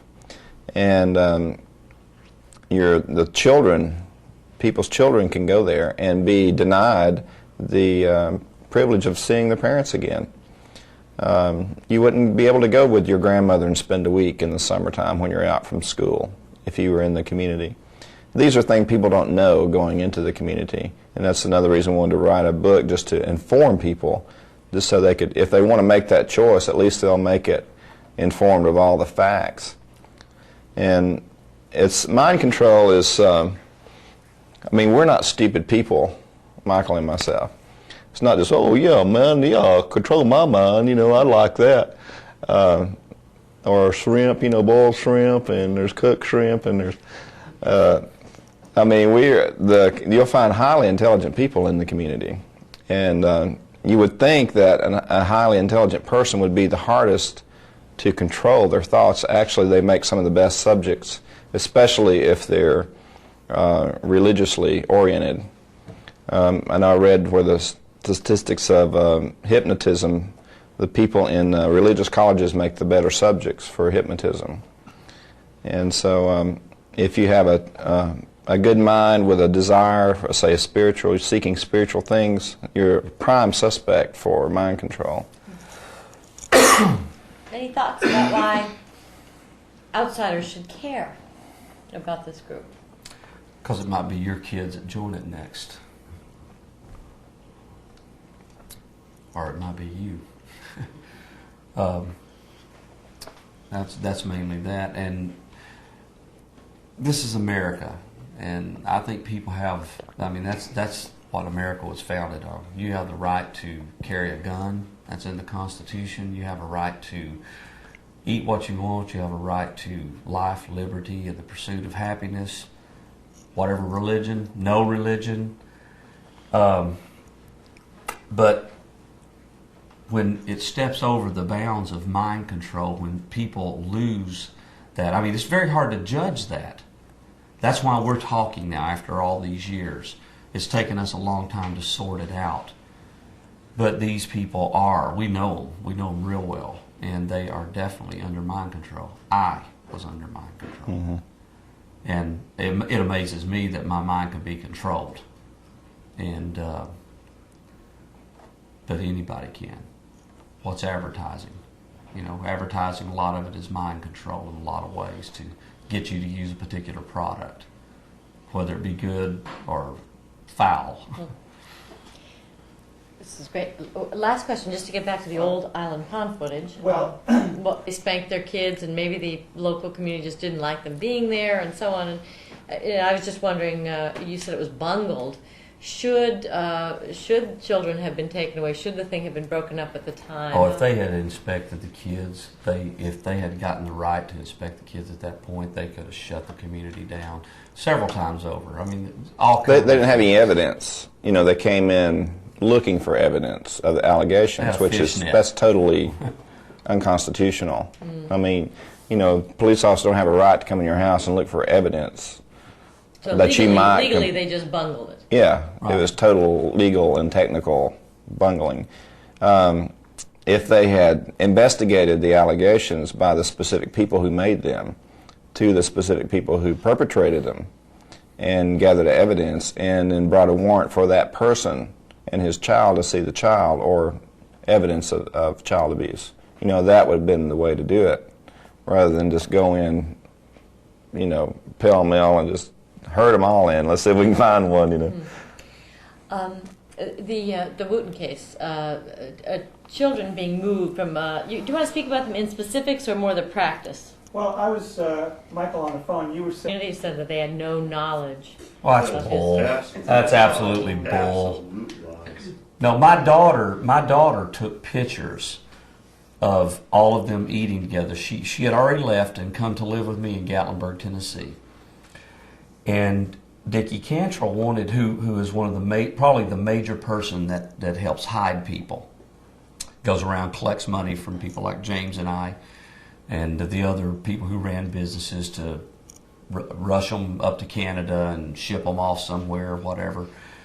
And my daughter went down to visit them after she had left and took my camera and took pictures. While she was there eating with Steve Wooten and his children at the table, Gene Spriggs and his wife show up, and they all ate at the table with them, along with Dickie Cantrell. So how could they say that they had no knowledge? Is it a technicality? They had no knowledge because at that moment they might not have known. Where would they claim like that? The way that I would do it back when people would ask, because members of the community have a problem with that because they would know that a particular thing took place.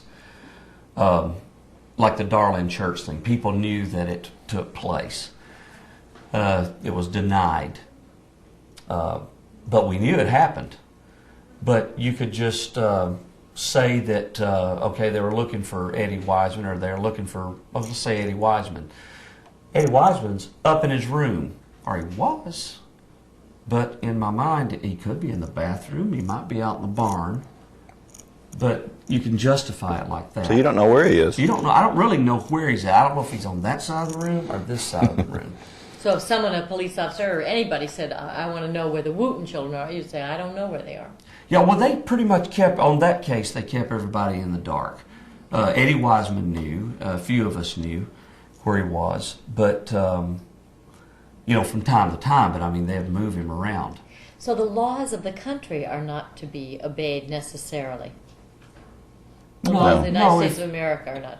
No, just if it's going to damage something that they really feel, you know, something they feel that's going against God's will, which God's will supersedes the laws of the land.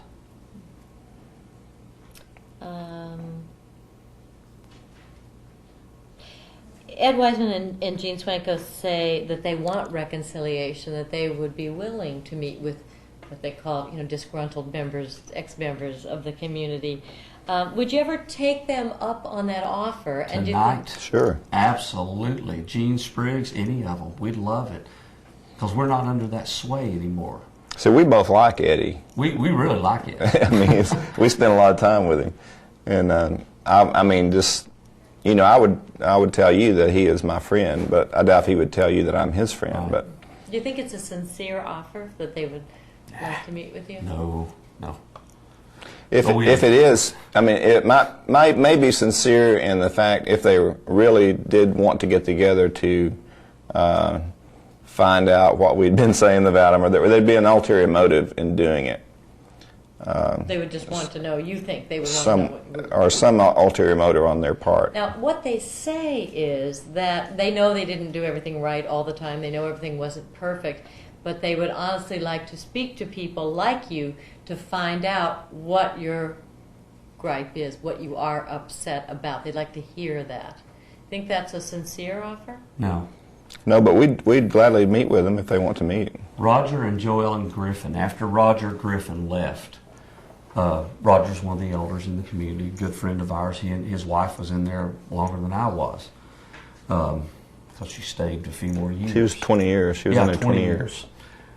They wrote Gene Spriggs a personal letter, 9, 10, 15 pages long. Never heard a word from him.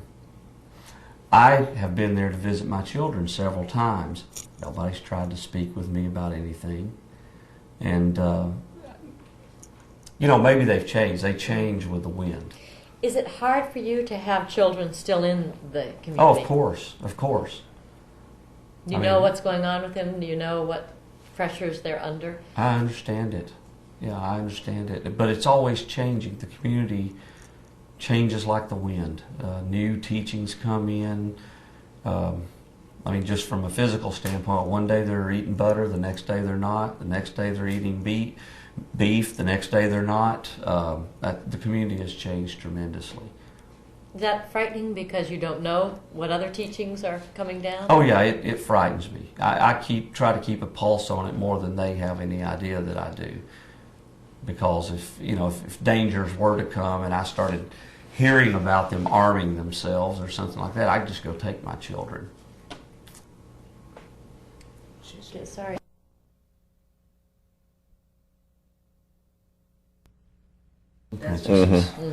But if they say something the opposite, that I was spanked or this, that, and the other, get the story from my son. My son at 8 years old got down in the basement and these caps that you put in when you're going to shoot. It's like a 22. Cap gun thing, yeah. No, it's to shoot down into concrete. I mean, this is a dangerous tool. But my kid, he's a kid, just like I was when I was a kid. He and stayed, and so that's when Juan started that big hoopla about his daughter being over there. Right. Okay. And so Deborah joined up with Juan because Spring was with Lydia. All right. So she was the one that instigated that. The FBI or whoever it was that got arrested. Juan actually was the one who instigated. Because the federales caught up with him. Yeah. That was in the On the newspaper. coast of Spain. Yeah, she did. My wife did a Star article. Did y'all ever see that? But you took your daughter when she was at the grandmother's house, something like that. Oh, I remember that. Uh-huh. And then did you take her from there directly to Europe? No, we came to. out and said this over and over again. They called us the stem, right? Like in a ship, the main stem of the ship. And the children were coming behind us. Now, we had all kinds of problems You know, we were the drug addicts from the 60s, the rebellious generation. And then our children would have children that wouldn't question. And then our grandchildren wouldn't question at all. Mm-hmm. The They third would just- generation. The third generation would just receive any kind of order or word from God. They wouldn't God's prophet. resist the apostle. There'd be absolutely no resistance at all. They would do whatever. Just reason would be totally done away with. Kind of like in the book 1984, what they were trying to establish. What happens when Spriggs dies? They will really have a power struggle. There'll be a whole bunch of people trying to take over, and they'll fall. They'll probably turn into different little sections. Certain people will go off and follow one leader, and certain people will go off. They may hold together for a little bit because, really, If Marcia's still alive, that's what I was going to say. they'll stay just like they are. The other Spriggs is really the leader of the group. His wife. Oh yeah, It's just like, how's the president and Bill, how you doing, you know? yeah. How's the president and her husband? That's She really is the power behind it. They dress the way they do because she designed it. Mm-hmm. They eat the way they do because years ago, Marcia tried to influence us in it. When she first became a quote unquote Christian, she got into a religious book and found what she wanted to be, and it was a Seventh-day Adventist. They didn't eat meat. Most of them didn't eat meat. They Worshipped on the Sabbath. worshipped on the Sabbath, all that. Now you look at the community and look what they've become. That's Marcia's influence. Gene loves meat, chocolate, and coffee. It's ironic, though, then, that women would be so put down in the group or held down if she's really calling the shots. What do you think? Well, what they say is not what they do. yeah. So, like a woman who is, as we brought up before with Mrs. Swanko, who's a benefit to the community, you know, she's allowed in. Because she has a law degree. Right. And I'm sure if a female doctor came in, she would pull a lot of weight too. And Because that's something they need. yeah, very they need badly. that. Or someone who was very rich. A woman who was very rich came into the community. I'm sure she would be on up there too. Did either of you or both of you ever take part in hiding people or moving people across the borders or so on? Is that part of the... There were numerous, we were talking about this not long ago, and numerous occasions where that happened. And I know I took my daughter when she was young, I took her out of the country to get her away from her mother. Because as a community member, I didn't want my daughter living with a non-community member. And So even a biological parent, if they're not in the community, they have no standing in the right, community's they have eyes. no worth in the community's eyes. Why? The community goes to a lot of rock concerts too, don't they? Mhm. Fish and so on, and the Grateful Dead. Why? What's that all about? Those kids are searching, just like we did. That's where I was found, was at a rock concert. His ex-wife gave me probably 10 different papers before I finally moved in the community and read one of them. And that's But they where... approached you at a rock concert. Oh, yeah. And what would the approach have been? Do you remember? Oh, I remember it like it was yesterday. Deb walked up. I was doing LSD. And she handed me a free paper and says, "Jesus loves you." And then I ran into her the next day down on the street in Chattanooga. And I ran into her outside of a head shop in another part of Chattanooga, Tennessee. And finally I read the paper. And yeah, it was radical. It was unique. And hard to understand. Very hard to understand. So that intrigued you. So, yeah. You know. But you were looking. You were looking. Oh yeah, I was definitely searching. I used to ride my motorcycle up on the mountain and just sit and watch the sunset and ask God, why are people starving in East Pakistan and India? And my hardest decision is whether I want steak and eggs this morning for breakfast or waffles or whatever. So the meaning of life, that was important to Oh you, yeah, too. I think those are some of the most important questions you can ask is, why are we here? How did we get here? More specifics about the Wooten case? Do you want that? Or? No, unless you know more about the Wooten Do you know case. anything more about the Wooten case? About the Just that about my daughter. Yeah. seeing them together. Did I How say about- that on camera? What you haven't said that I found is Trademarks. I own the. Don't put that on Yeah. camera. No. But, I heard Gene Spriggs in the background when I came looking for my kids. They had gone, and nobody would tell me where they were. After they kicked my oldest daughter out for being rebellious, and I went up to visit my other 3 children. That was before my son left, and I just found out that they were in Boston, and so I drove up and parked my little red sports car at a parking lot and rented a car with black windows, a big car with blackened windows all the way around. And I had a beard down to here, and I shaved totally for the first time in 20 years. And nobody knew who I was. And I sat right in front of their house and watched their actions. And I was going to steal my kids away, but my kids didn't know who I was because they'd never seen me without a beard. And so I went back to my motel I was staying at and called down to my shop. And the girl that was working for me at that time told me that Dickie Cantrell had called me and said that I was supposed to meet him in Boston, and he was wondering if she knew anything about it if I was up there, because nobody was really sure it was me. And Susan told me, she says, no, he's gone to Florida, I think, on vacation or something. Susan, who's now my girlfriend. Mm-hmm. And so Dickie lied to her about that, and then I got Dickie's number and called Dickie, and I said, listen, I'm in Boston, and I'm here to see my kids. He said, well, what can I do for you? And I said, well, I want to see my children. And I said, if you don't, I think I know you know what I'm capable of. And he says, yeah, we know what you're capable of. And I think he knows that I would go to the police, or I would go. I was so mad at that time. And legally, where do you stand? Can you go see your children anytime? What kind of court rulings oversee it? We don't have any court rulings. Mm-hmm. I've been waiting, because the reason I waited for so long is because the community, they do hide children, like the Steve Wooten case.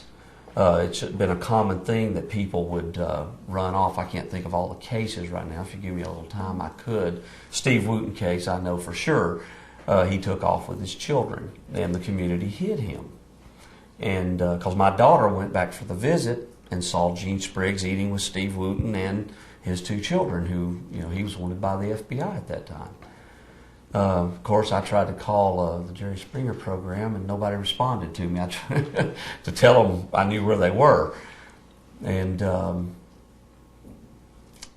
but I was afraid that my wife would do that she would be told to leave and take my children. Do you think the other two... I didn't want yeah, okay. Exactly. Because you're coming back. To negotiate your own terms. A lot of people...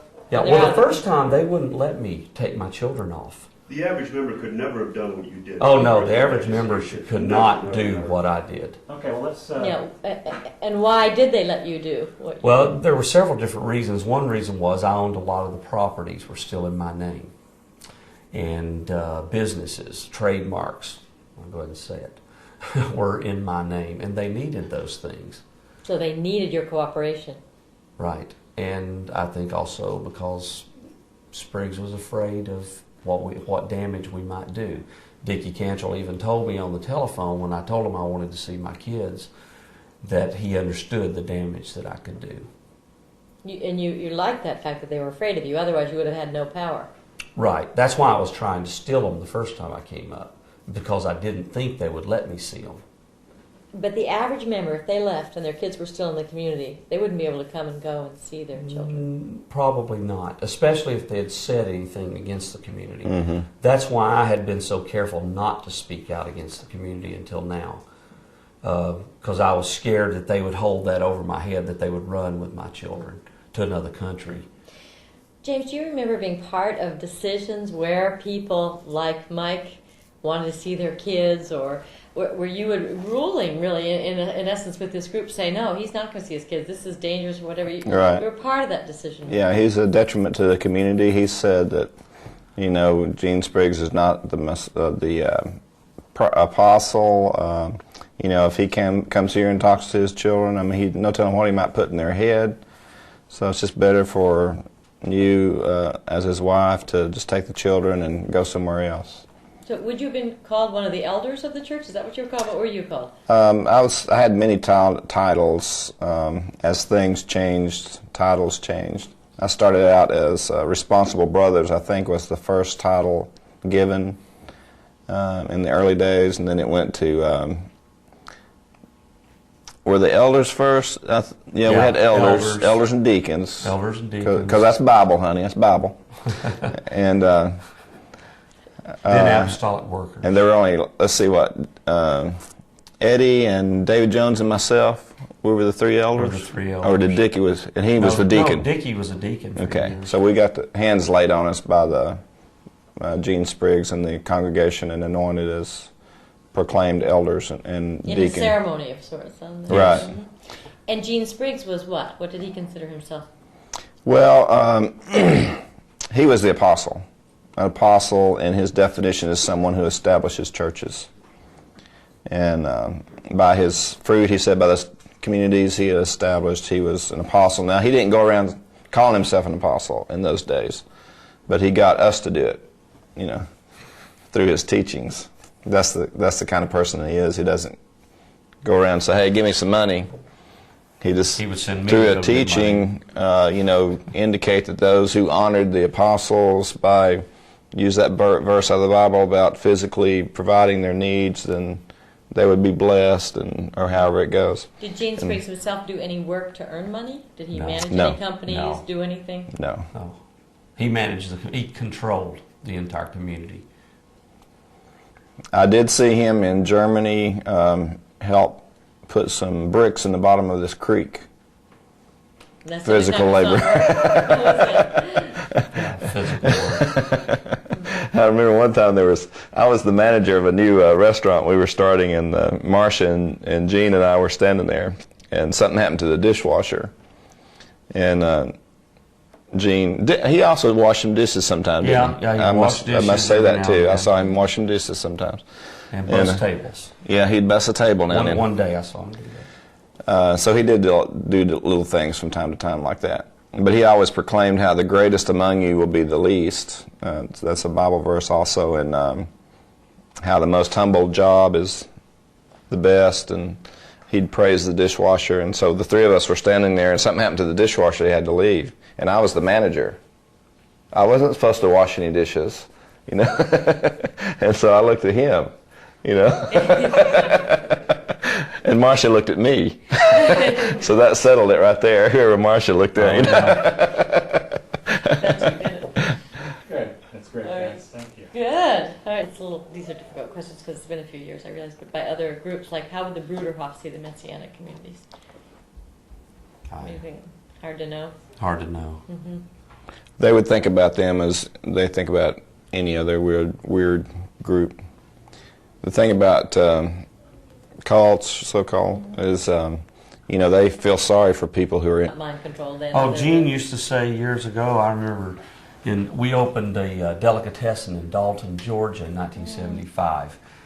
And the people from the children and groups like that are going to fall apart, and we're going to reap the benefits. Mm-hmm. They'll come in by the thousands. You know, and it was because we considered like the Moonies, the Unification Church, they were all cults. And every one of them considers everybody else. But you think it's really going to grow up? California, is it popular out there? Or? They've tried California a couple times. I don't know if they're still tell stories about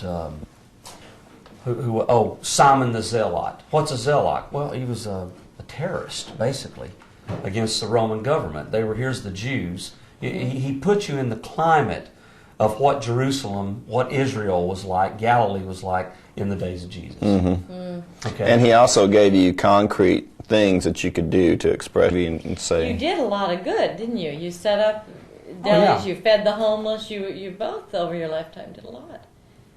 And then you described it as a You nailed yours down to a year. I don't know if I could do that. I just know that I started having doubts. I remember the first doubt I ever had. I don't think I ever had a doubt until Leader in the community was Cliff Daniels, and he was he was like a clone of Gene Spriggs. I mean, he was the same energy, and he was kicked out, and we were real instrumental in kicking him out. You know, and you know, he would try to get us to come on now. He said, I'm having some problem with this, and you know, help me out. What do you think about this? And Atlanta and got drunk. I don't know. Got drunk, had a fly weekend, big fling, beat up his wife. Yeah, don't put that on. No. Meeting and somebody drew Spriggs' picture. It had Oh, yeah. bones and it had. It's a Time magazine, and it had like 2 or 3 big cult leaders on there. Yeah, I think it was Jim Jones and Sun Young Moon and Moses David. Yeah, Bird. And then it had a face at the bottom without any features on it. And David Jones, he's a real good artist, and he drew in, looked just like Gene Spriggs on there. He's still there. Why do you think it's still there? It was an interjection you made. It was sort of a half answer. Oh, okay. Okay. Why do you think it's still there? Do you feel those 18 and a half years were wasted? I wonder what I was talking about. What was still there? It was the dark things. It was okay. a real strong answer, but it was a half. Okay, sure. Sentence. Okay. Do you feel those 18 and a half years there were wasted years? Okay. Why are you speaking out now, writing the book? Do you want to destroy the community? Why are you speaking out now, writing a book? Do you want to destroy the community? What was it that made you decide to leave? What was it that finally made you decide to leave? What about your spiritual life now, Michael? Did your experience in the community burn you out? What about your spiritual life now, Michael? Did your experience in the community burn you out? And what's the role of women in the group? What's the role of women in the group? What was it that drove you to that point? What was it that drove you to that point?